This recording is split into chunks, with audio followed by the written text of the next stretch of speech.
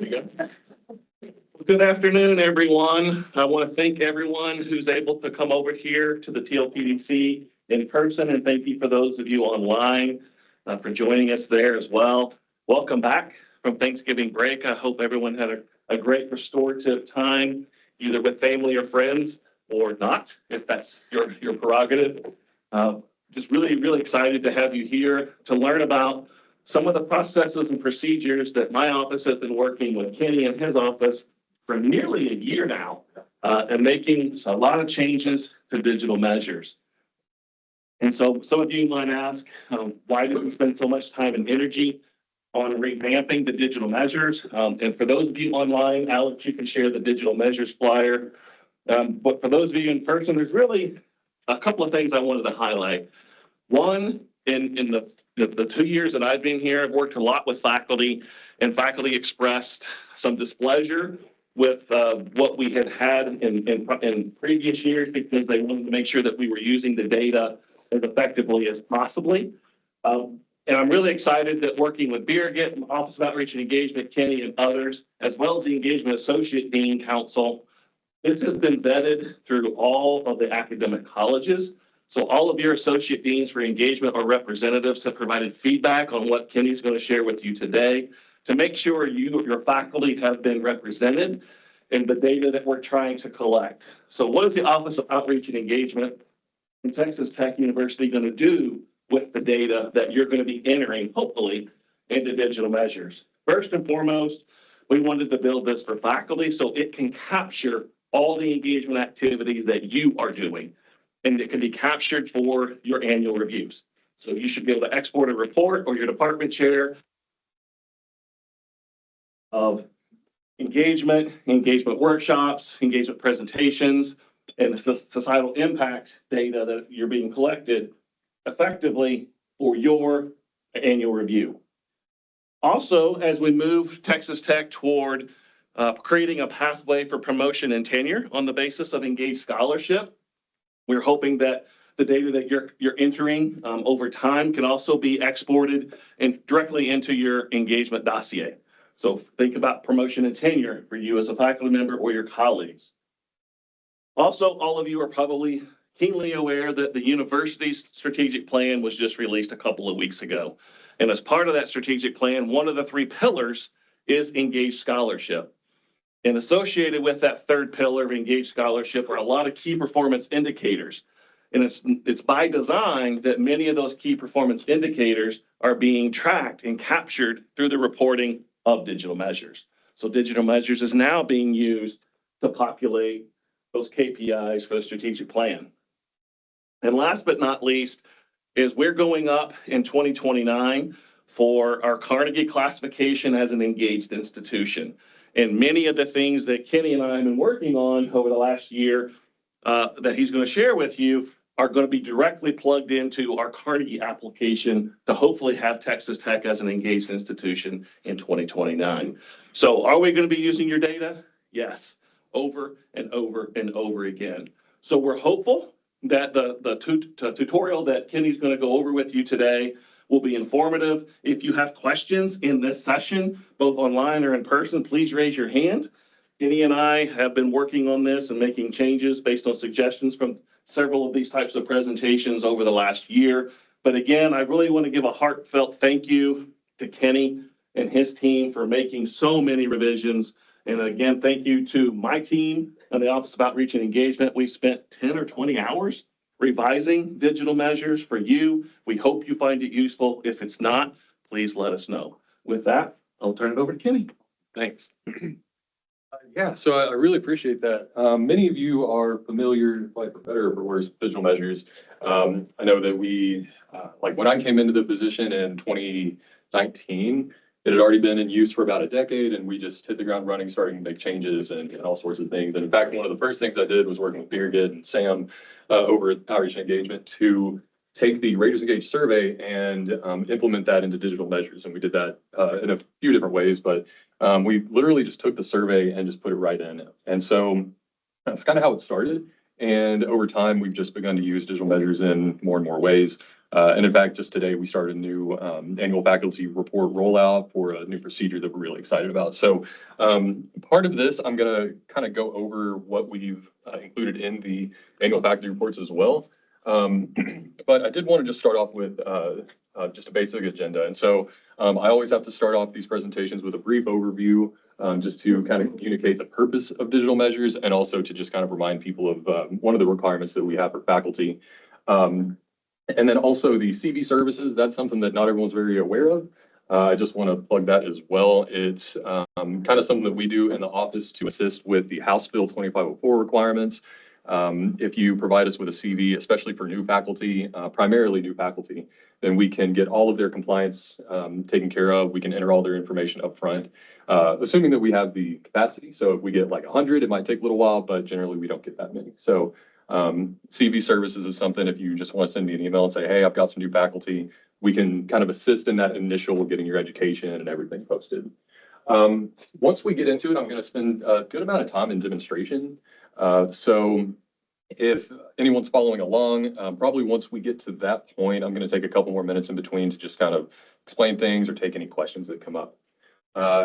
Number 5 here, the overview of learning events and sessions, other events and sessions, which I actually think that might be entitled wrong. I think it's different, maybe other engagement activities on the screen. And then the Engaged Scholarship Impact Statement. Those are 3 of the newest changes that we've made with outreach and engagement. And then I'm just going to go over number 6 with report running and troubleshooting so that we can kind of look at what happens if your if the entry that you put doesn't show up, how you can kind of look through that, what to do if you've tried everything and you still can't get it figured out. And then lastly, another plug, I'm going to be doing a full comprehensive walkthrough of the AFR process tomorrow. It is, we have 13 colleges and about 60 departments. So it's not always going to be a one-to-one, you exactly need to do this, but I'm going to be doing that tomorrow. So you can email opa.support if you want an invite to that. Here's deans, associate deans are going to automatically get a link. So make sure and pass it on to your faculty as well if it comes up. All right, so just to kind of start, digital measures, we acquired it back in, I believe, 2009. I'm not going to spend long on this, I promise, but these are the requirements for House Bill 2504. And it's just something that I want to always introduce with these presentations, just let faculty know that we need this for your credentialing and for your compliance, and also just as a reminder to any leadership of what's required. So post-secondary degrees, academic and professional positions, and any scholarly activity that you've done in the past 3 years are kind of the main ones. And that's just kind of a screenshot if y'all would like, and we'll make sure and distribute the slides afterwards. All right, so painless, just wanted to get that part out of the way. As we mentioned, we've been making a lot of changes to the outreach and engagement system and digital measures. Like I said, we started off, and I had actually interacted with the Raters Engaged survey when I had my role in the graduate school for grad program reviews, where this was kind of brought up as, well, we need to enter the outreach and engagement, but then it wasn't explicitly required in the grad program reviews. And so we brought data over, but then there was some data that couldn't because digital measures primarily for faculty. So there are a lot of difficulties that we've been working through. But at this point, I think we've got everything kind of at a good foundation. We've got 3 primary O&D screens. We'll go over here in a minute. That's going to be the learning events and sessions, the other events and sessions. Is that other engagement activities? Yeah, sorry, I had it wrong on here. That's my fault. Learning events and sessions and other engagement activities. Those kind of cover a broad range of those outreach activities that we wanted to cover. One thing is the public and community screen. If y'all aren't familiar with this, it wasn't used an awful lot, but we did have some data that was behind that screen, but we have removed it. I archived all data behind that screen. So if anyone has questions or if you're like, oh no, I had, this many events back there, just send me an email and I can give you all that information directly. We did one kind of pass through already for that screen and I got maybe 30 emails. So many people have already kind of done that.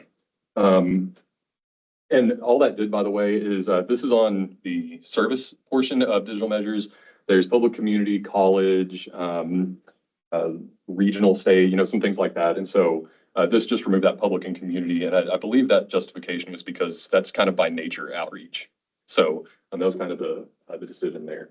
And lastly, we did make changes to the scholarly contribution pages These are primarily going to be, you can see this actually on the front page of this one pager, or excuse me, the back page maybe, this one with the for logos. These three questions down here at the bottom are going to be on a lot of the intellectual contribution screens, to the artistic and creative performances and exhibits or the presentations. And so that's just another part of what we've done to include some of this data. And lastly, this time of year is whenever we're going through and making any updates or changes to the annual faculty reports. And so what I'm going to do here once we get into the demonstration portion is I'm going to walk through the learning events, the other engagement activities, and the engaged scholarship impact statement. And I'm going to show how that will pull on your AFR. I should have all of the AFRs updated to pull this information. That's the annual faculty reports. So along the way, if you notice that something doesn't look right, the formatting's wrong, anything, just let me know.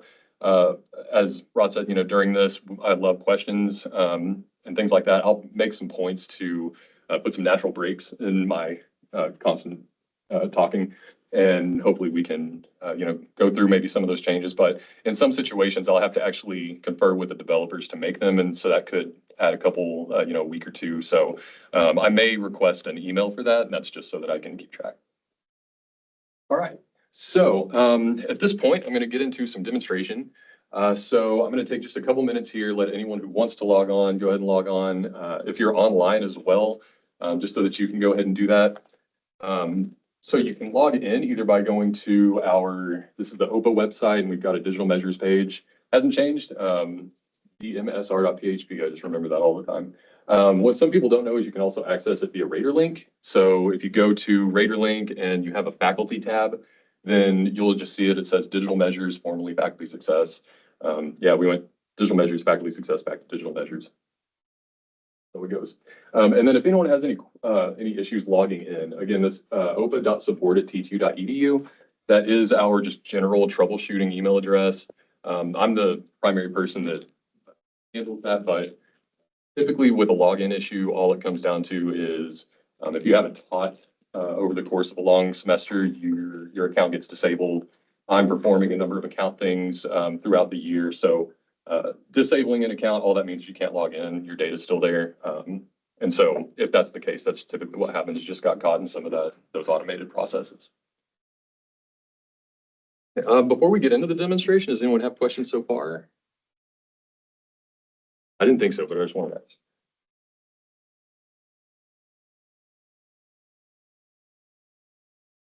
So I have already logged in, so I'm not going to go through all that, but this is our website.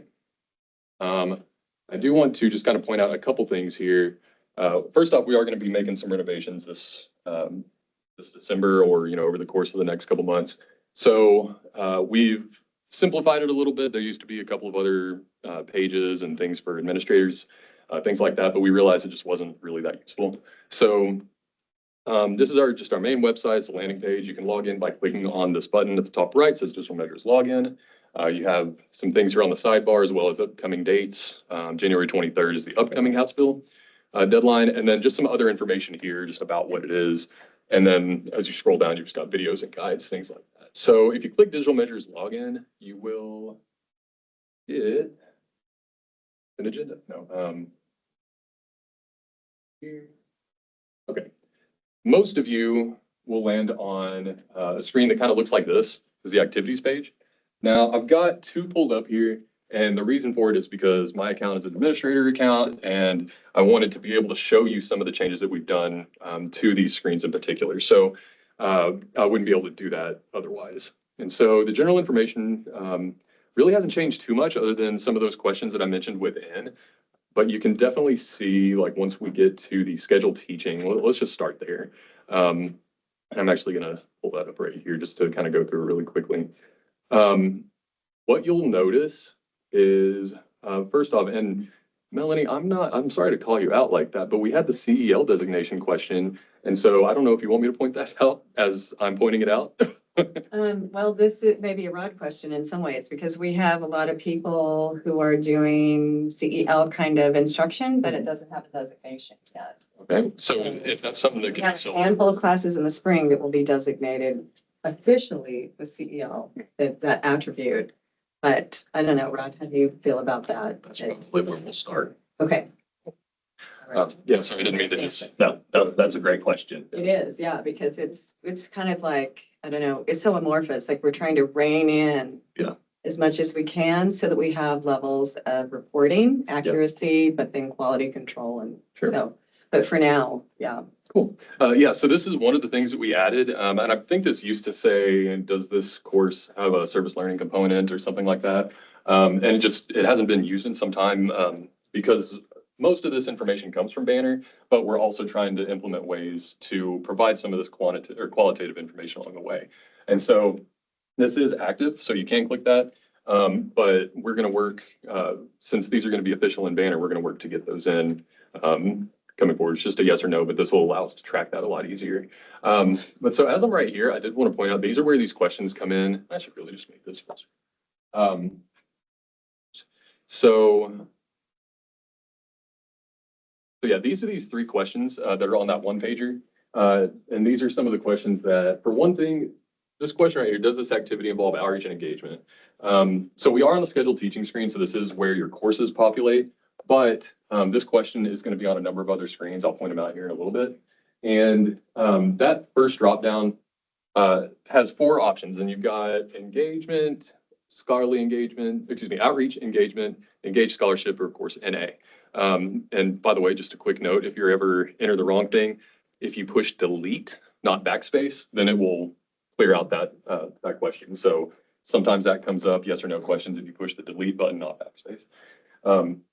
But yeah, so what this allows us to do is at the end of the year, we can run a full report and take all of these entries and just say, okay, what had outreach, what had engagement, what had engaged scholarship? And then what we're able to do is we can either cross-reference if we want to, or just in a lot of situations, this is a way where faculty are able to enter that so that you just get that snapshot. Obviously, you can see that there are the who is or are community partners and how long has this partnership been in effect. So all of these questions tie in to some of these changes we've made. You'll find on these scheduled teaching as well as some of the intellectual contribution screens. Kenny, I just thought if you would click on the question mark as well, because in the 2 years that I've been here, as many of you are probably aware, we worked to change and institutionalize definitions for outreach, engagement, and engaged scholarship. So if you're trying to figure out, well, I'm not really sure if this is outreach, engagement, or engaged scholarship, always click on that question mark and the institutional definitions will pop up. And that should allow you then to make an educated decision on which of those 3 criteria you want to classify. And that's on all of those as well. But those have been updated. And I just wanted to make sure that you're aware that that's there to help you make that decision. Thanks. And that's something I forget about a lot is these, there's actually a number of those little question mark bubbles throughout. I wish it was like flashing or red or something so that, people noticed it. But yeah, in fact, you can see one right down here. It says include evaluation data right down here. And so anyway, doesn't really matter. That was a COVID thing, but we do these little help bubbles all throughout. So We have a comment that they like those question marks and want more of them everywhere. that's good. I don't have a way of like tracking metrics on who clicks the question mark. So that's really helpful to know. I'm going to make a note right now. But I do think the definition one is going to be particularly helpful as we continue to socialize these new institutional definitions and they become part of our culture. But right now they are different than when I arrived here. So just make sure that you make use of those. Maybe you should add one for the C, EL. Yeah, definitely do that as well. And ideally, that's going to be coming from Banner too. So maybe something we're working towards. Okay, so yeah, these are some of the changes. And like I said, this is just on the scheduled teaching screen for now. Sorry, and I'm using some jargon, I guess, but activity screen is where faculty enter information. And then, these are just like sections, the general information, then all of these are screens. So when I'm talking about a screen, I'm usually just talking about one of these data entry areas. Okay, and so like I mentioned, those are going to be in different points as well. So this is the artistic and professional performances and exhibits. And you can see as we go into this, we scroll down a little bit and hear these 3 questions right here as well. So we really wanted to make sure that this is available in most of the screens where faculty are entering scholarly information. I believe too that we've added them, and I forget all the screens, but I think we even added them to the like the awards. Oh, here we go. Yeah, presentations, non-sponsored research, and let's see, contracts and things like that. So these questions are kind of all throughout. So just whenever you're entering these metrics, when you're entering your scholarly activity, just make sure and do that. Make sure I'm on track here. I'm just kind of use activities. Okay, cool, perfect. So as I mentioned, whenever faculty log into digital measures, this is usually where they're going to land. If you're an administrator or if you have additional access like chair or dean, then you might actually land on the managed data screen. Just to kind of show you this. Managed data is just where you can enter someone else's name and go to their activities. So I'm not going to spend too much time on that, but it looks identical except for the things that show up on the activity screen are going to be based on a user's yearly data, which means what college and department they're in, because we do have some variations from college to college, department to department, just based on what data is needed. Okay, so also these are accordion lists. I don't know if anyone knows that, and just something that I like to point out. So I'm going to bring up all this information up. So the first thing is that outreach and engagement has been moved to being above the service section. Doesn't really change anything with the reporting or anything like that. It's just a, one of these just kind of visible changes. But you can see that we were talking about the learning events and sessions, the other engagement activities, and then the engaged scholarship impact statement. So these are the new screens. The learning events and sessions and the other engagement activities are more or less new. Those have been revamped from the original Raters Engaged survey. So there are major changes. I'm going to show some of the differences here. And then down here, you've got this service section that we wanted to kind of just change that up a little bit with how it's represented because of the, what we're looking for with outreach and engagement and wanting that to be reported. Of course, you can still enter things here under the service screen if you need to. So that's definitely still available. Hey, so any questions with that so far? Just a brief little introduction activity screen. Maybe we could go back to the scholarship and research real quick. Yeah, sure. And maybe click on the grants, because one of the things that we were able to do with grants is if you click on one of those, you can now click and it'll track if you have an engagement grant, which we weren't able to do before. So Kenny, maybe you could find that section where I know we've done that somewhere. Didn't mean to put you on the Oh, spot. no, you're good.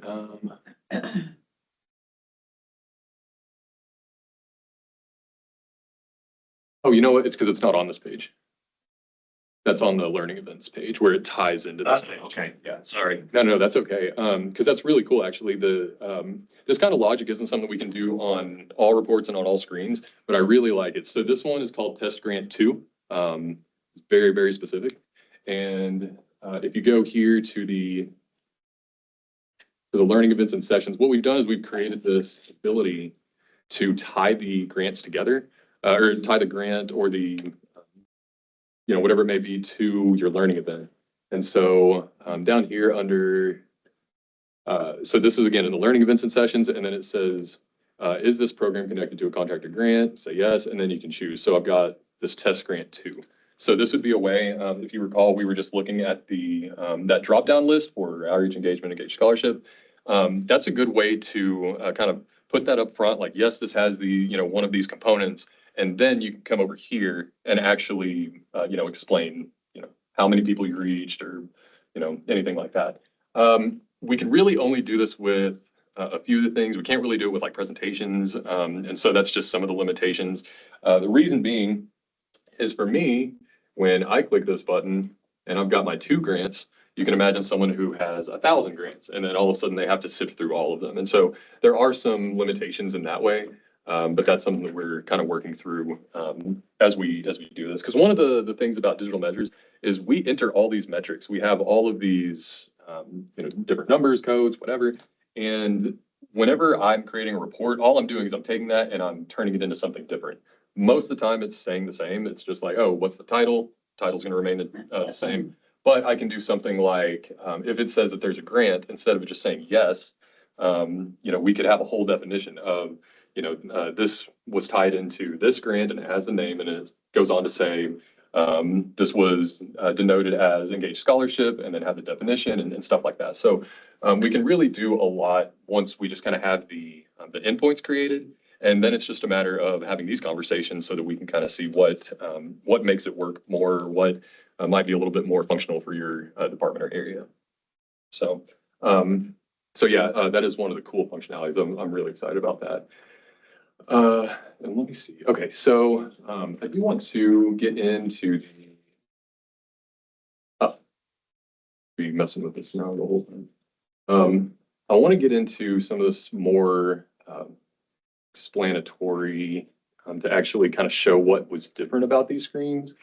And so you can see I'm on the learning events and sessions on this side. Okay. So over here on this side is like a brand new user.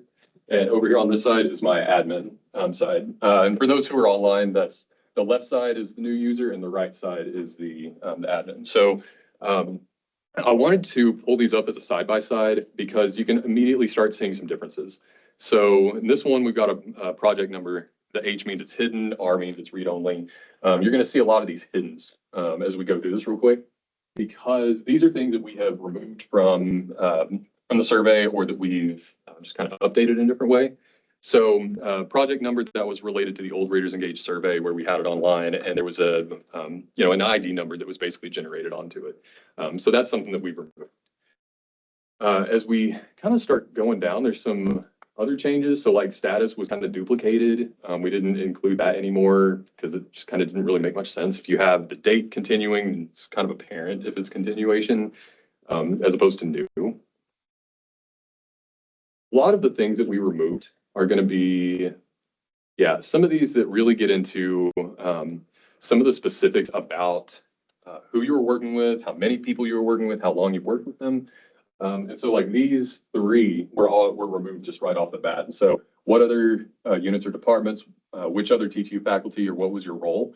And that's just because a lot of this is kind of apparent already. And again, we had kind of, just duplicated this across the board. But one thing that we noticed is that's great that we can include what other TTU units or departments, but if it's data entry, if you're typing it, what if someone uses an ampersand versus the word and versus doesn't use and, then all of a sudden we lose the ability to kind of quantify this information. And that's really what a lot of the changes that we've done has been to do, is to create a way to quantify this data in a much better way. So these are kind of removed. There are some questions here, like what was your role in the project? And I believe that one of the big issues is just that it's not necessarily, facilitator, PI. Some of that just wasn't necessarily useful. And so that's why we've removed some of this. You can also see like the number of hours you spent in the activity. And look, we're still working on things that have been removed. And so this number was just unusable. We had some people who would put like 50, but then they would put 50, but then weekly. And then all of a sudden they're spending 400 hours, on this event that they actually only spent like 6. So there were some issues with that. There were also some things with like the student counts down here. I think there's a number of students that it requests. But yeah, so we're just now getting to where the removed ones are, and working on the ones that are intended to be there. So one of the questions here is, did this result in scholarly products? So this is kind of a automatically tells you if there was scholarship involved. And then, the how many question didn't really make sense. Like how many publications are coming out of it? I mean, I guess it could, but some of this too is really ideal more for a comment section more than an actual entry here. All right, so still just kind of moving down. One thing that we made some changes to here is the strategic research initiatives and societal issues addressed. I'm not sure if you want to say anything about that, but just.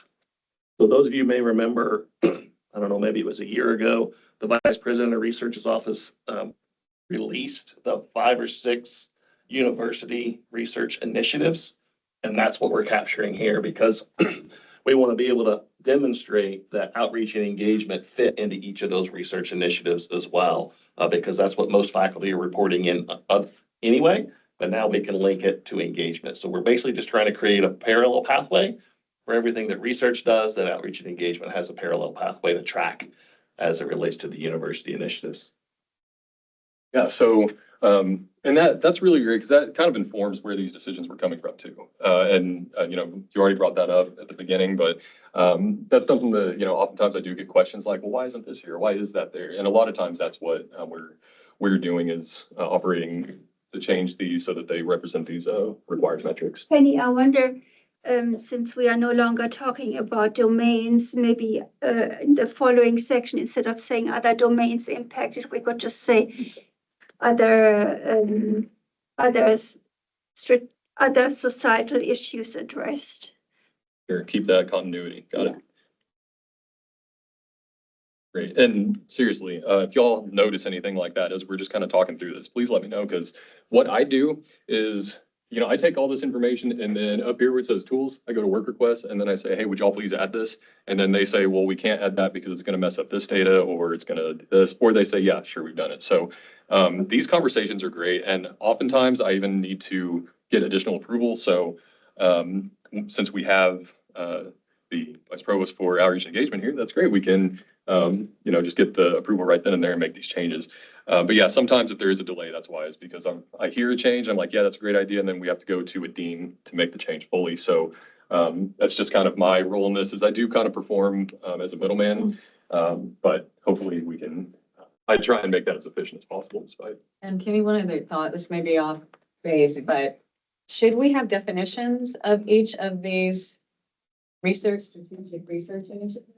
I'm looking at something like enriching K-12 resources, and if I think, oh yeah, I'm doing that, but it's not the same goal. You know, do you know what I'm saying? Yeah. I don't know. Are there specific definitions that we have? I don't know. I've just seen those from the PPR's office. I'd have to go dig and see if they have what you're asking. Okay, I just, yeah, Because because those are not ours. Those I are know. theirs. Yeah, I got you. I was just wondering if we're capturing this for the university, if we're gathering accurate data. You know, if somebody like me is like, check, yes, K-12, that's me. Yeah. But it's not what was intended with that. Yeah, and that's a really good point. And that's something that, you know, we kind of have to do whenever we're developing these screens and stuff, is not just from the perspective of, you know, administration and data gathering, but also the person filling this out. How are they going to view it? So definitely having your eyes on this is great as well. But yeah, we'll get on that one. All right, so continue to scroll down. We're still getting some of these hidden things away. There were a lot of comment boxes are great, but they do, they're not very quantifiable a lot of times. So that's kind of where we run into some things and remove them from digital measures. You can see there's some total funding questions here, sources of funding, and let's see what else has been removed. We have changed this section a bit. The number and types of participants and attendees. So it used to be, I think it was based on like hours and, you know, some kind of multiplication factor, but we have, you know, revamped this. These are required. So if there's ever, you know, if you ever get up to the top and you click save and it won't let you, then oftentimes these with the asterisk are going to be the ones that need to go there, which I wonder if maybe we can talk about that later, but so you kind of go, yeah, if there's others, you can kind of put that. Okay. Geographic areas hasn't changed. Texas regions hasn't changed. That's pretty much it. We did remove list the names of other T2 departments involved because we don't have all the T2 departments in digital measures. It's just not something that we have to have. So for example, if you did something with the Vietnam Center, you couldn't enter that. So that's kind of a problem why we removed it. However, you could enter that at the top ones. So I want to go through and I'm just gonna basically fill out one of these and just kind of go from start to finish. Just walk all the way through it. Yes. We do have a question that's asking what the difference between learning events and sessions and other engagement activities Yeah, is. thank you. I intended to go through both. So the biggest difference, so here we're under the learning events and sessions, and we've got these categories. So you've got camp, conference, media contribution, non-credit class, video, webinar, workshop, and other. We were moving other, or did we? No, if you actually go back up, we actually define the difference between Oh. learning event and sessions. Right there. So you can, in short, think of a learning event as a collection of sessions. Whereas a session is a one-time sort of presentation, one-time event. And a learning event is a compilation of sessions. That's the easiest way to describe it and define it, but they are defined right there because those are new to Texas Tech. So that all fresh, which is why we didn't put a question mark. We just pulled those straight out. So folks can, that's the very first thing you see. So when you get to that field, hopefully it'll let you understand whether or not you're capturing a learning event or a specific individual session. And that's one of the things that we had come up just maybe right before Thanksgiving was a question for adding types of learning events. So here under the types, we had these that we listed, but I know that we're going to be putting at least contests in. That was a question that had come up. Music does a lot of contests and things. So that's the kind of thing that, these kinds of edits that these conversations are great for, because I would never think of that. So definitely those are helpful. And then I think just to round out that question, we have the learning events and sessions. I'm sorry, I'm not used to this mouse sensitivity here. And then there's also the other engagement activities. And these are it's going to be almost identical. I literally just duplicated the survey and then made the changes that were required. And so all these are going to look really similar, except the type of activity here is different. So this is where instead of being camp, conference, this has your technical assistance, your consulting, policy analysis. So it's safe to say some of the more technical sides of outreach and engagement. And so that's what is going to be different between these two. And then, of course, we do just kind of keep that option there for other in case something might need some attention. The nice thing about using those other options is that when I see like 12 things come in as the same other, then I can say, okay, maybe we need to add this as an option. So that's why we kept it. I know there was some discussion about not, but restrictions are good sometimes not. So, okay, yeah. So that's those two, and then lastly was was a whole other new screen. I'm sorry, I was just about to jump into demonstration without even explaining everything. Still on Thanksgiving time. So this Engaged Scholarship Impact Statement is also a new component. And this also will go right into your annual faculty report. And again, you can see that there's some instructional text here at the top. Please use this screen to describe the collective impact for your various outreach engagement and scholarship activities for the current reporting year. I'll let y'all read the rest another time, but this is a way to provide that qualitative information without bulking down every single entry with a whole lot of commentary. So what we've done is we have the two events that are going to pull. So we either have the learning events and sessions or the other engagement activities. And then just below that, the screen should populate into the annual faculty reports. And that's going to be based on first for which year you're answering these questions. So if you're preparing for this upcoming round of AFRs, you put 2025, and then to which program does this impact statement pertain? That was a careful decision because of how many of these learning events are serial in nature. And so this is a way for us to provide, you can basically type in this information, these questions describe the community need or societal issues, outline your activity or collection of activities, and then describe the impacts, just these 3 questions. This way, if you are doing one of those events that there's maybe 10 throughout the year, you only have to do one impact statement rather than copy, paste, copy, paste, copy, paste. So that was kind of our justification there, and I think it's going to be a good change. But that'll just make it to where on the annual faculty reports that I'll show you here in a second, you're not going to be boiled down with all of these comments and all that per item. It's just going to show up once at the end. And so that also does mean that it's going to be ideal for you to, or rather imperative for you to put the name of the program that you're referring to right there. And lastly, you can do this save and add new, or just save and then, go back to the landing screen and add another one. You could do the same year and it'll pull all of those events. So you could technically have 6 for 2025 and 1 for 2026. That'll all be fine. And it will populate your AFR program. I can't underscore enough what Kenny just said. When you're thinking about the impact statements and you're thinking about your learning sessions or your learning events, if you know your learning event, you're going to have 10 of those. And that's those collection of 10 learning events, you're going to have one collective impact statement. always name those learning events. So for Office of Outreach and Engagement, we have a program called The Nature of Teaching. It would be The Nature of Teaching Junction, The Nature of Teaching El Paso, Nature of Teaching Waco. And we have all these 16 or 18 different teacher workshops all throughout the state of Texas. They're all under the program of Nature of Teaching.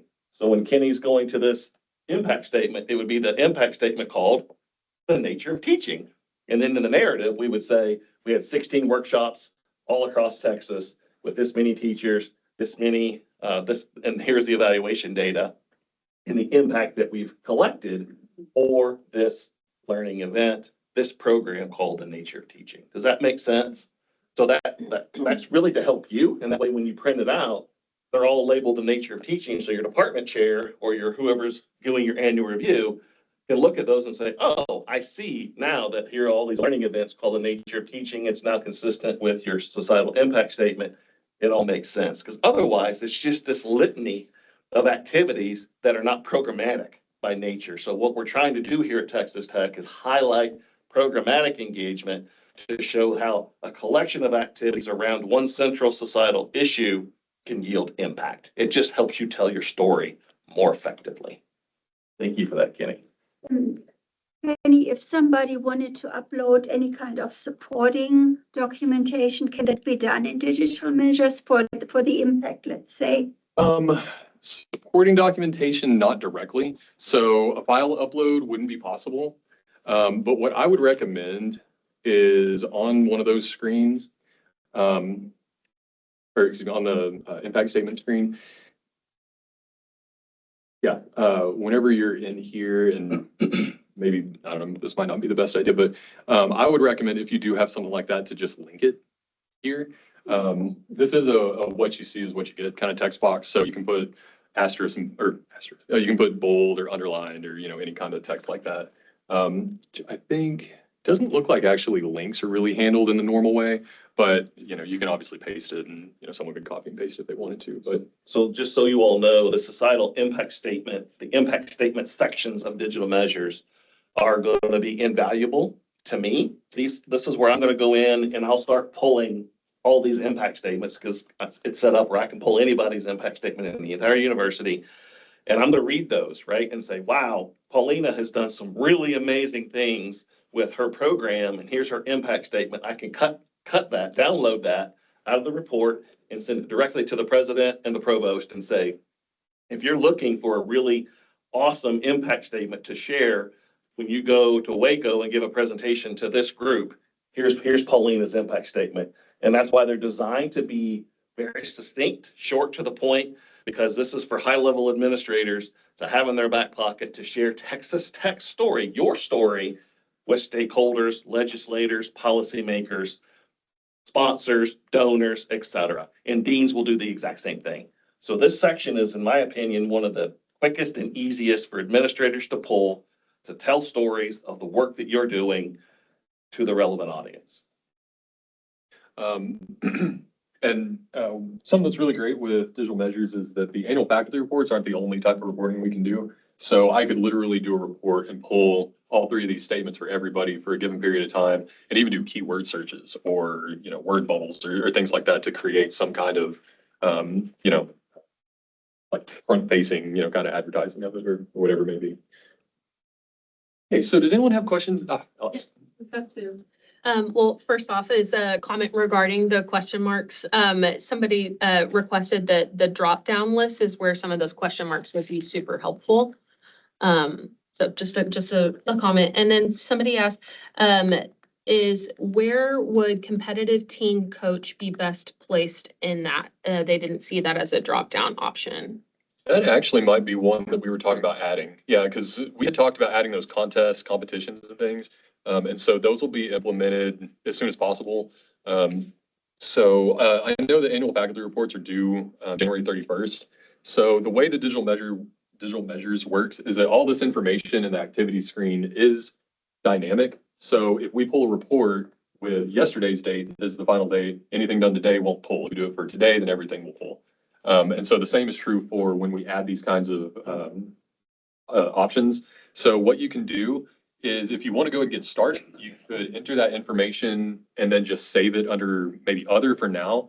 And then when maybe when January comes around, you can go and look and it should be updated. I'm going to submit those before the end of the year. And little changes like that usually only take a couple days for Watermark to make. Well, I'm sorry, Watermark owns Digital Measures. So you have another question? Yes, is there a way to connect the impact statement to self-appraisal and goals on the back end? Interesting. So that question is really good. And I want to kind of show everyone what that kind of looks like.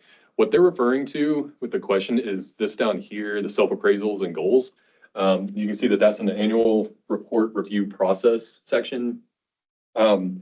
As we are rolling out this new AFR procedure, this screen is going to be used less and less. Well, actually, I should take that back. The self-appraisal and goals. I take that back. Sorry. So there's not a way to link it in the same way that we did with the grants. But what you could do, kind of similar to how the impact statements is going to work, is just make sure that you use that same titling convention to show in the self-appraisal and goals what it's tying to. But no, we don't really have a way of connecting it directly, unfortunately. And this is what that screen has. This is really for the annual faculty report process. There's a calendar year where you enter, obviously just what year it is, and then a self-appraisal for yourself for just general, improvements. Then just goals for the upcoming year. We do this for teaching, service, and scholarship, administrative assignments, and those are them. We might talk about adding engagement on there unless services. If we go back to that other screen, Kenny, I thought we did add something. Keep going. Scroll all the way down to the process. Distribution of effort. You want to click on that. We made changes there too. Yeah, that's right. I forgot about that. Yeah, so distribution of effort is something that does come out on your AFR as well. And the question actually came up as we were working on these new standardization processes as to where this comes from. At least in the colleges that I talked to, these should be the distribution of effort that was decided when you received your appointment. So, for a lot of people, it might be 30, 40, something like that. But yeah, that's where this comes from. And I'm going through to make sure that our AFRs will pull the most recent distribution of effort and not, trying to think how it was. It should pull the most recent, but if it doesn't change, then sometimes that's blank, and that's the issue. So we're going to make sure this pulls the most recent. So if it doesn't change, then it won't. But we did recently add the engagement percentage, and you're going to see that on a lot of different areas. We've definitely pulled that for, I know Health and Human Sciences has been, as I've been working with them on their changes, they've been adding the engagement activity. I can't remember where else, but I know that we've been putting that on the annual faculty reports. Davis College would have it as well, probably. The what? Davis College would probably have it. And Davis College for sure. Yeah, and those are two that are on our pilots for the new procedures. So yeah, that's where that can be. And that's really important because as we have new faculty hires, several of the deans and department chairs have reached out to me, and that's where this came from. And they said, we have Professor X is coming to campus, and he or she has a formal FTE appointment and engagement. We need to make sure that it's the distribution of effort is captured in digital measures. Somewhat simultaneously, if you're an existing faculty member, and as Kenny alluded to, your department chair and your department has decided that you're a faculty member that should have a redistribution of effort and be moved from 75% research to 50% research, and that 0.25 FTE move to engagement, it should be captured here, right? That's really important when you're thinking about submitting this distribution of effort for your department chair and faculty to see. It's really important. Does this automatically populate? Did you say? So it would pull. Is that what you meant? If there's an entry already. So what I mean is if you go back one page, you've got this landing screen. And so if there's at least one here, then it should automatically pull in your annual faculty report. We presently don't have it pulling from Banner, but we are going to be, just looking at our import and our queries for that just to, see if it can be improved. What we found, and this might not be the same from college to college, but when I was talking with Davis is they were like, it doesn't seem like this changes much. And so all they wanted was for this to just keep populating with the AFRs from year to year. So if this is used differently in other colleges, I would love to know. But yeah, that's kind of how it works now is it's just usually there's one entry and then that just populates from now on.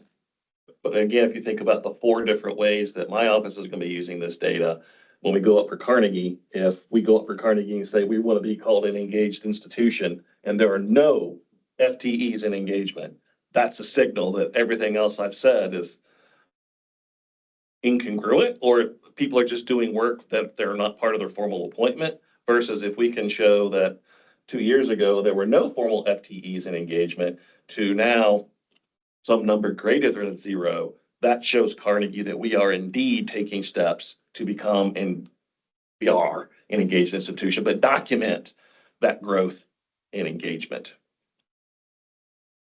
It's important data. Really important data for us and for Carnegie.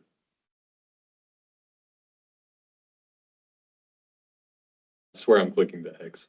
Okay, so were there other questions about any screens you've seen so far?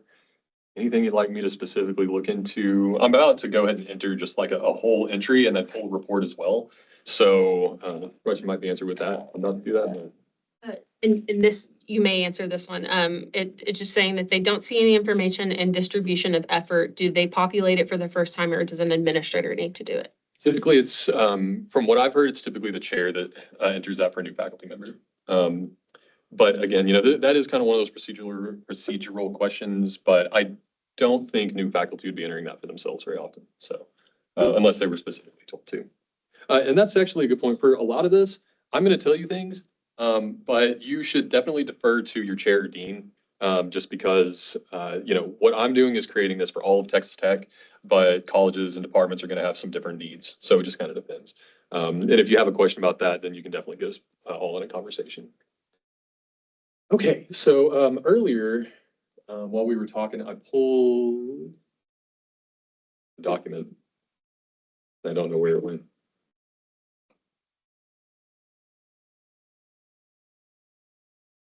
I was trying to pull up the, it's an annual report template, but Microsoft Word is just giving me trouble. This isn't something that you really have to know, but I do like to just present this because most people don't really know how the data comes out of digital measures. I'm not going to spend a ton of time on this, but I do just want to walk through a little bit. So first off, if you're a college that doesn't have your watermark, let me know, because I would love to add this and make your reports look real nice. And also Times New Roman is a little antiquated, so I'm working on that too. But this all looks great. And what it does is it's just going to pull out your information, and you can see these little brackets and parentheses and things like that. And those are telling this report where to pull information. So you see where it says prefix, Mr. Dr. Professor, preferred first name, last name, suffix, all that's actually on the personal and contact information page. And those are direct metrics, matrices. There we go. So as you're filling this out, like that's where this information comes in. That's how it happens. And so this is all dynamic. So like right here, you can see service percentage doesn't say 20%. It says service workload percentage. So that's directly pulling from that screen that we were just looking at, the distribution of effort screen. And it's just pulling that exact page that we were just looking at, which I got rid of. So I just wanted to pull that up just to kind of show y'all how that information actually gets pulled into the report. What I spend a lot of time doing is creating this criteria down here, and that's how we make sure that the information coming out is correct. So the distribution of effort changes haven't gone through this one yet, but you can see that it used to be calendar year is equal to the report end year, which means that if there was a 2023 but not a 2025, then this would just be blank. So that's where I'm kind of spending some time. And so if we do, did I spell that wrong? I did. So if I go down here to learning events and sessions, should be right here somewhere.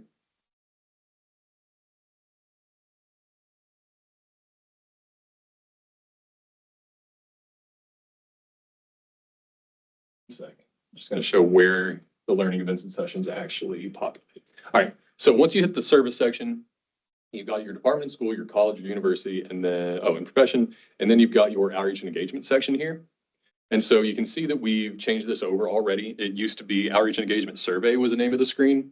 And now this is pulling all records from the learning events and sessions, part of digital measures. So if you recall, on the learning events and sessions, there are dates that you can use, and that's how this determines where to put the learning event session. So if you enter one for 2023 and you're running a report for 2025, it's not going to populate for that reason.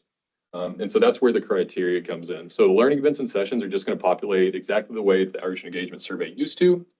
And just below that, you've got your other engagement activities, again, all records. So it's just populating anything that you've entered there. And then lastly, you've got your Engaged Scholarship Impact Statement. So, so just looking through this, up here, you've got these questions that we were looking at with total funding, your TTU students, your TTU faculty, strategic research initiatives are up there. And so all of those are going to populate just like they used to. And then just below that is where you're going to have the Engaged Scholarship Impact Statement. And so you're going to have these entries at the top, and then you're going to reach this summative, area here. You do need to make sure that that the year is created on that page, and just make sure that it's coming out, because it does say all records, but really what it's doing is taking the report's start and end date and then making sure that every entry on this page is within that start and end date. So January 1 to 12/31 is usually the time frame there. Penny, how would scheduled teaching or scholarship and research show up if it was tied to an engaged scholarship activity? Yeah. Is that noted as well? So are you talking about when they're tied in directly or when the drop down is selected? The drop down is Okay. selected. So that is one that we're working on with each college and department individually, because the AFR is going to come out of here is a PDF that has been designed by the department chairs and the deans and everything. And so when we get into those where you're not necessarily just talking about reporting on a number of outreach engagement, but you're also talking about affecting the faculty members' evaluative processes, we try to go through and make sure that the formatting and everything looks right and that it's useful. And so what I've found with the discussions that we've had so far is really it'll just be like a line. And I'm not sure, I don't think that it's been implemented this one just yet. It might have been, I'm sorry, I'm just a little bit. Because for the evaluation, that would be equally important, whether it's engaged scholarship tied to research or other activity, other engagement activities. Yeah, I don't have that built in just yet. So what I've seen is that what a lot of people are requesting is just that kind of supplemental information to the citation just goes like right below it. And so what would likely happen is this would all look the same. It would come out just like a citation, but then below that it would say engaged scholarship or something like that. I feel like there was there's something that we did that was really similar to that. I can't remember right now, so I'm sorry, but we can definitely do some things like that to kind of make it stand out. But that's really what I was trying to mention earlier, is that with all these are just arrows. These are just pointing to data in the system. And so where it says publisher and preceding publisher, I could change that to I don't know, clown if I wanted to. Like I could change that into something completely different that makes the data look different. And not to say that we should be manipulating it that way, but I just mean that, there's a lot of information here that we could use, like that K-12 enrichment, that could then be put into a report and it says, educational advancement opportunity, something like that. And so I really like being able to kind of look at this kind of behind the scenes and see how y'all are using the data, because then we can repurpose that to report on something that might be necessary in a different way. So, any other questions or anything on that? Any online? Okay, cool. Man, perfect. So I'm going to pretend that I planned on that portion taking exactly 1 hour. And then this next part, I'm going to spend about a half hour just kind of going through again these, just to enter or put in an entry and then show how that exports into one of the, into one of these faculty reports. So I just want to present that, like if anyone knows that, needs to leave or anything, then as far as I'm concerned, you're welcome to. I don't want to overstep on your requirements, but this is going to be a lot more demonstrative and probably a little quiet. So yeah, just going to go through real quick. And so again, just want to point out, this is your annual faculty report template. And so this data comes out the way that we really tell it to. So what I'm going to do is I'm going to enter a learning event and session for Alex for today. So appreciate your help. Alex, thanks. So yeah, so just like we talked about, this is what we were looking at. And a couple things that you're going to notice first, maybe notice, you have red asterisk here, and that's something that, again, it just gets overlooked, but these are gonna be your required fields. So the system will tell you, like if you try and save, you always have to save, even if, you know, you're incomplete or something, always click save. It'll tell me that I can't because I have all these required fields to do still. But always save, even the stuff that I've been doing has just been a nightmare sometimes because I'm working, and I'm like, oh, I need a cup of coffee. And then it times out, and I didn't save and I lose all that work. So, always save, just a good piece of advice. Okay, so, let's just say that I was gonna enter, a learning event for 2025. And then, I don't know, we'll just use today's date. Whoops.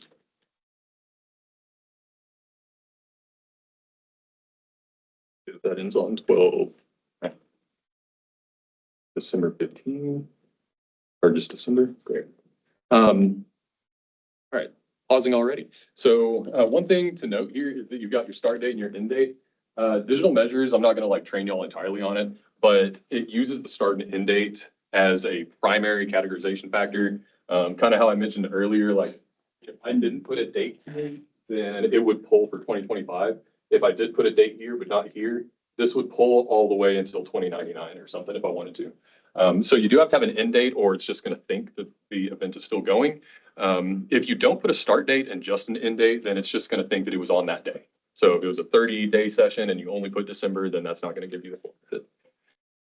All right, let's see, there's 31 days in December, why not? We'll call this the O&E demo. And wonder if I have workshop.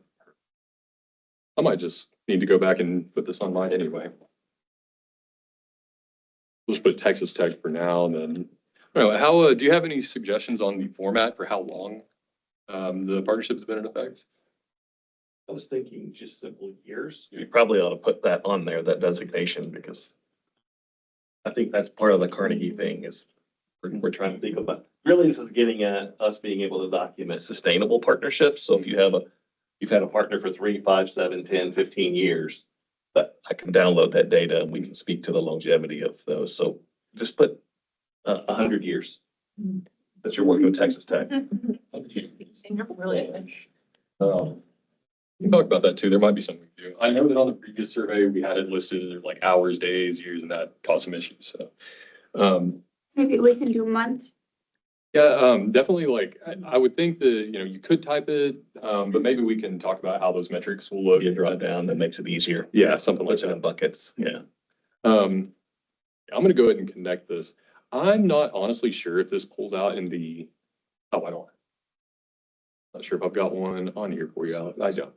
Well, never mind. I'm gonna make sure that this does pull though, because that is a question that I'm not sure on.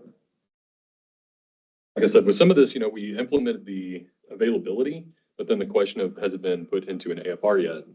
It's not always there.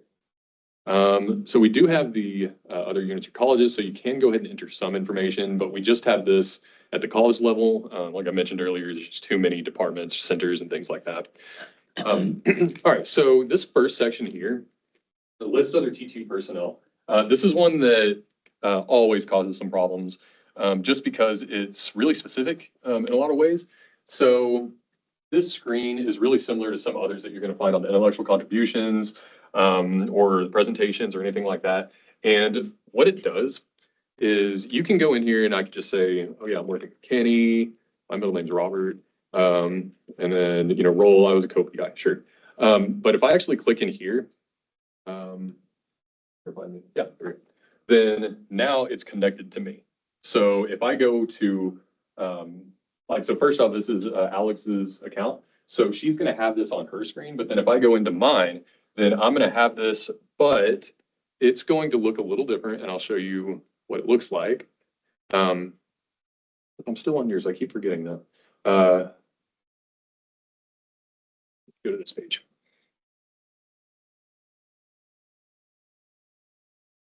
Actual contributions. Right. So it's going to have this lock on it. So all of these up here that don't have locks, I created myself and I just entered myself. If they have a lock on it, it means that someone put your name in that people at Texas Tech box, which is great. in a lot of situations, but in some situations causes some problems.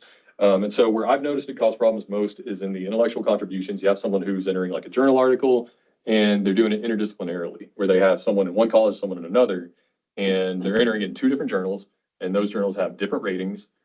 Someone wants to put 3, someone wants to put 4. That causes a little bit of a problem. So I do want to point this out as a great way of showing when you have collaborated with someone else on campus.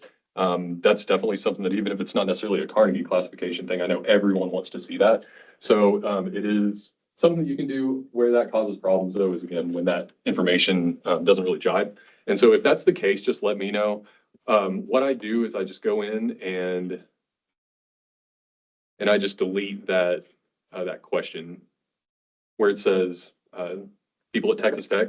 If I just delete that by clicking delete, not backspace, then it just removes the connection entirely. And so it's not going to be on my screen anymore. It's only going to be on Alex's. So I really like that people at Texas Tech, because I do a lot of workshops and engagement, and I rarely do a workshop by myself. I almost always have collaborators.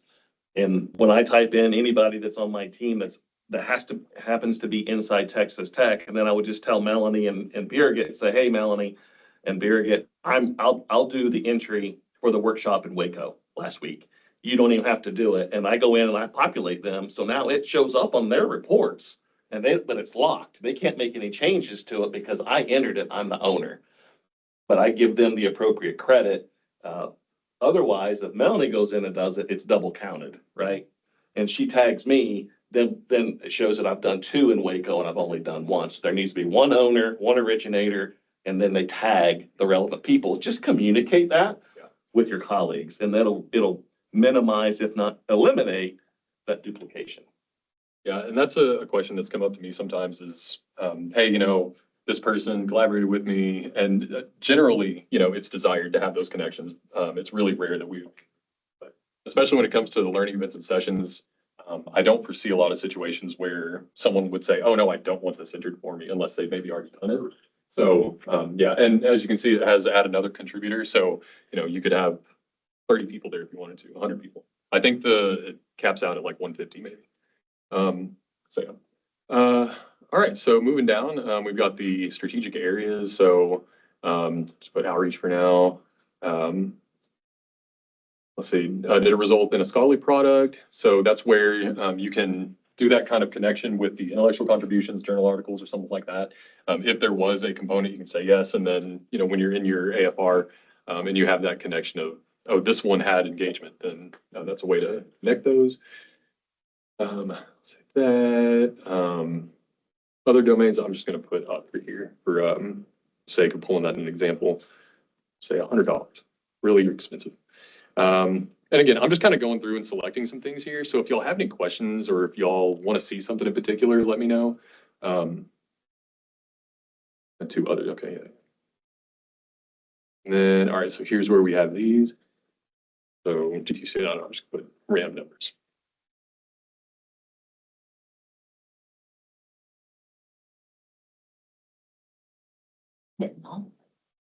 Yeah, all sorts. Okay, we're good there. I'm just gonna say Alaska. I'm not gonna say all. I think I would go to Alaska if I had the option. All right, and then that's the end of the learning events and sessions portion. So at this point, you would be finished, and you can just click save. If you wanted to, you click save and add new, and that's just going to populate another blank record here. Click cancel, and you can see right here that we've got this.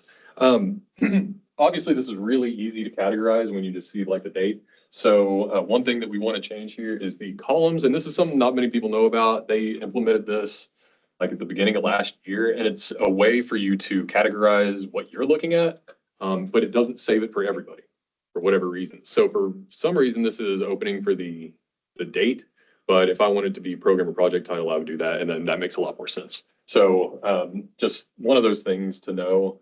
Click select columns if you don't know what you're looking at. And then I'm going to run a report. I think this will pull for the general TTU one. Most people are going to have their own, obviously, your college or whatever. And so When you're looking at your reports, you'll have some others here. Because this is focused on one person's account, it's not going to pull all those other ones. So make sure that if you're like College of Business, that yours is College of Business AFR. And then we've got the output report. So thanks again, Alex, for letting us use that. And here you can see what we just entered there. And so not all the information was populated, so we'll want to make sure just that we talk to and make sure that anything necessary is coming out.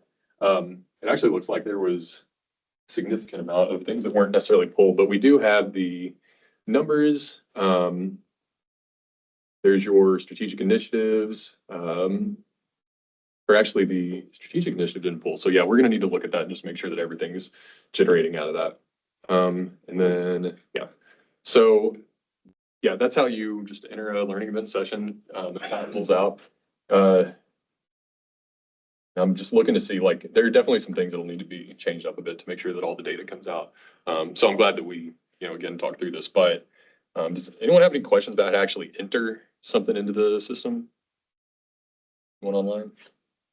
I guess again, if you have a collaborator on the research side and you checked off its Engage Scholarship, and would it then also show up on the other faculty's members page as Engage Scholarship? Yeah, let me kind of, oops, pull this up real quick. So I'll go here and here.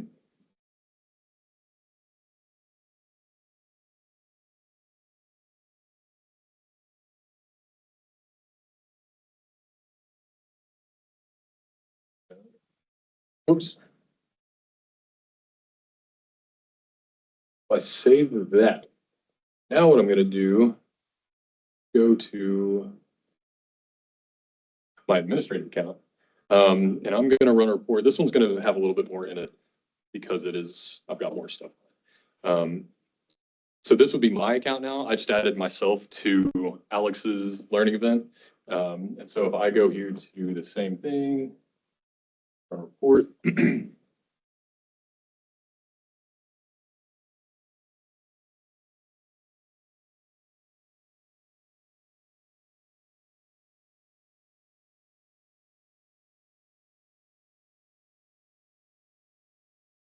Maybe that one doesn't come over then. So I'll need to look at that too.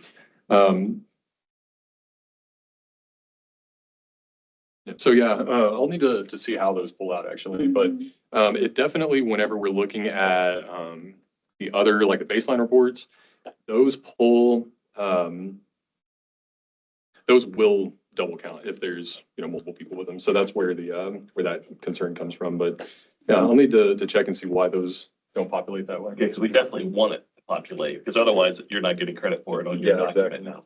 Yeah, and that's really curious. I thought that would, so I'll take a look at it. Ready for all the sections, the teaching and research. Another question online, Alex? So I do want to really quick jump in and we can go to the engaged impact statement, Engaged Scholarship Impact Statement, and do 2025. Well, and then we're going to say point 1, point 2, point 3.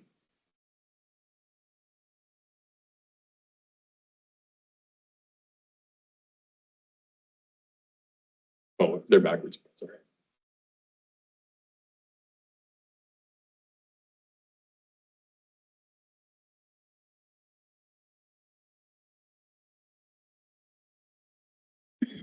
There's your impact statement right below that, which if that needs to be differentiated with a header or something, just let me know.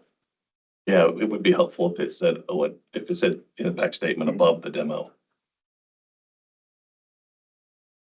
But yeah, so that's how this will populate. So you can see it's just got the question right there. So you know what you're reading, and then, point 1, point 3 was backwards, point 2, but yeah, it all just populates directly that way. So those three components are what make up an impact statement, and we elected to leave those. An impact statement is usually a paragraph. If you look at it across higher education, across land grant universities that have these in their digital measures, But if you don't know what the component parts of an impact statement is, it's difficult to write a really good standardized impact statement. So we elected to break those out into their component parts and ask you to populate those.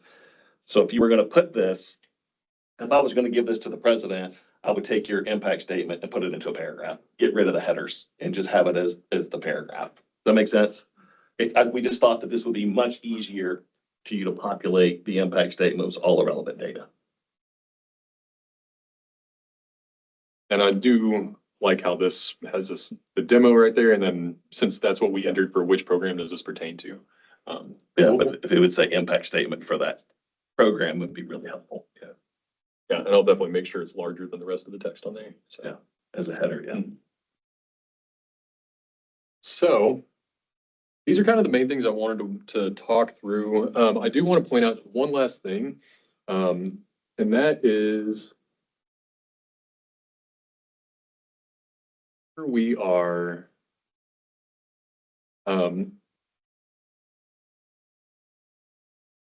lose my train of thought. No. Nope, I lost it. Sorry about that. Yeah, so it goes. But I'm sorry, I just completely lost where I was going with it. So it's that 2:15 feeling, I guess. Yeah, if anyone has questions or anything, or if you want me to walk through anything else, I'll stick around. But that's kind of all that I had for you, was just to show how to enter this information. Again, this is just one component of your annual faculty report. Tomorrow at 2 o'clock, I believe, I'll be doing just a full comprehensive walkthrough where looking at this at these screens where just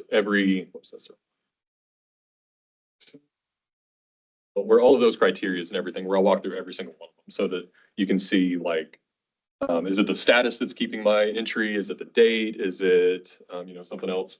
But yeah, we're going to be going through just about everything. So yeah, I know that that's something that's sought after just as we're getting into annual faculty report season. And also for those of you who are going to be using the different procedures, I'll go through that in the last quarter. So yeah, we're on the final slide there. So if anyone has questions, I'll stick around. But opit.support@ttu.edu is our troubleshooting email. Again, I'm the one who monitors that email address. If you have questions or if you have suggestions for this, please let me know. If you do have a faculty member who is like, I can't log in, or if you can't log in, also email that. It's much easier. That way I get your address book information, and that allows me to usually I can fix this before you even realize that the email's left your inbox. So. I have lots of questions.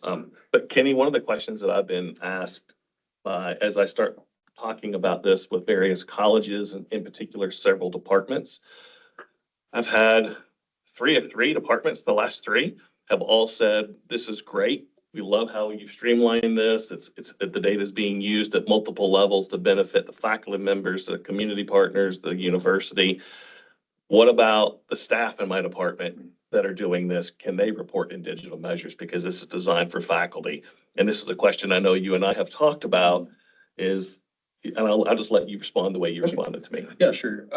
So there's not really a reason not to allow staff to do that. The issue is that staff typically don't have accounts in the system already.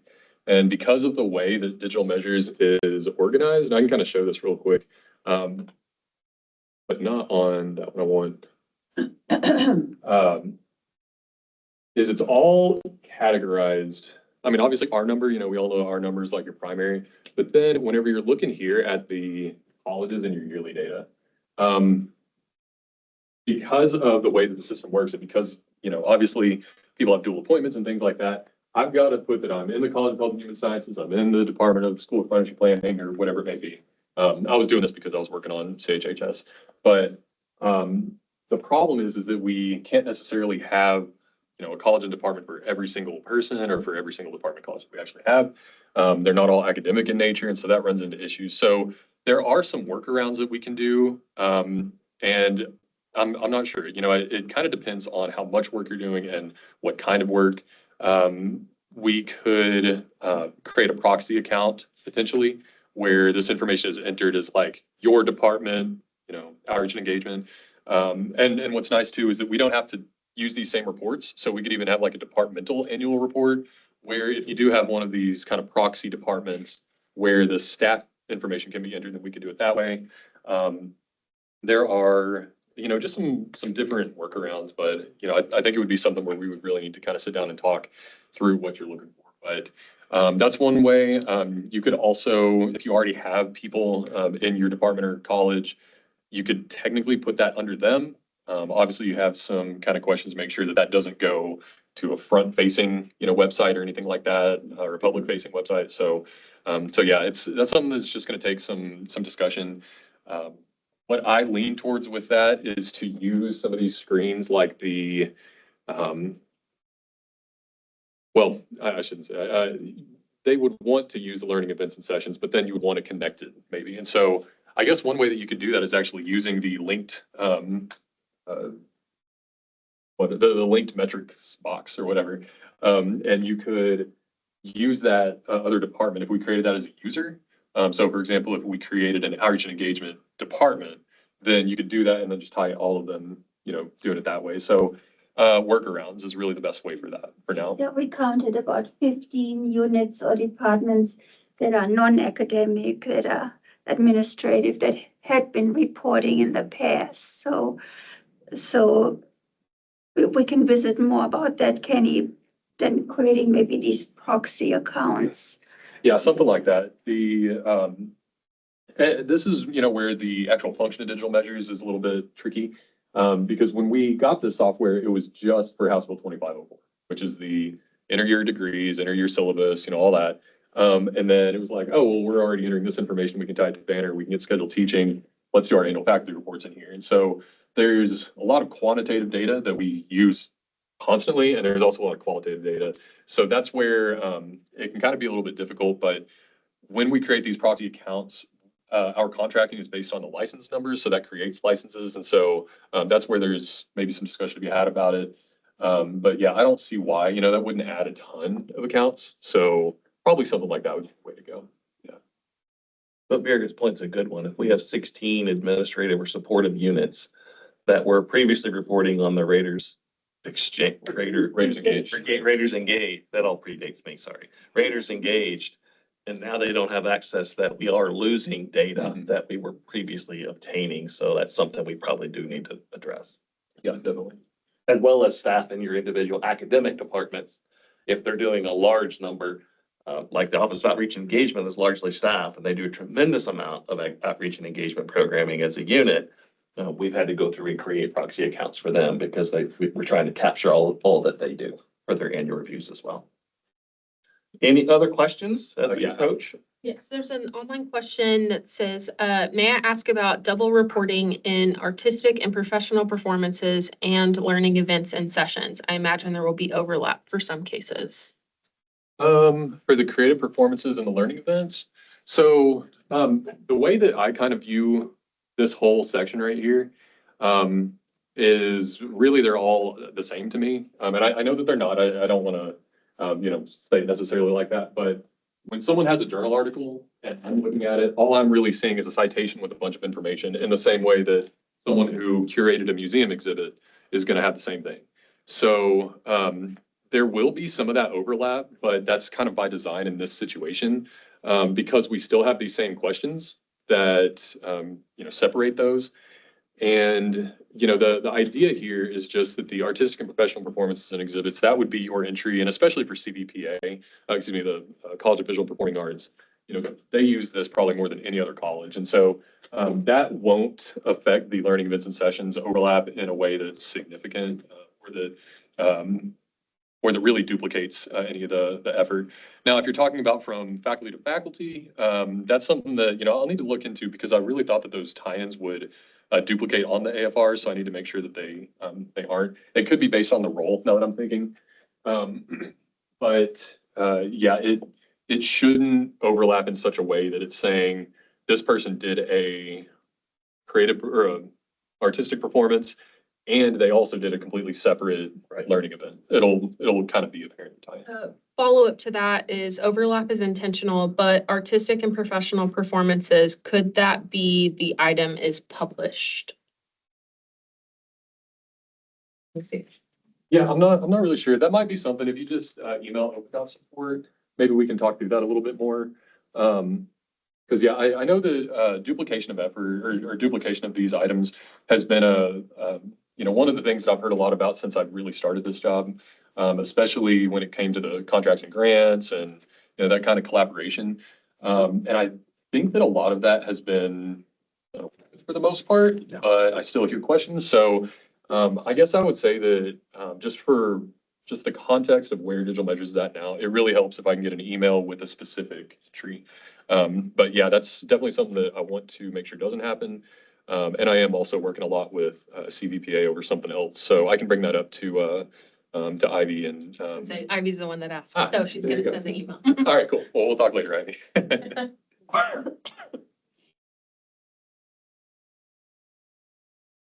Well, if there are no additional questions, please join me in thanking Kenny for all the work that he's done over the last year. Thanks, Kenny. We appreciate it. That's it. And like I said, if y'all have anything, just email that open support. Yeah. What are you? Yeah, thanks. Alex, you want me to put stuff? Take more days than I took off Wednesday.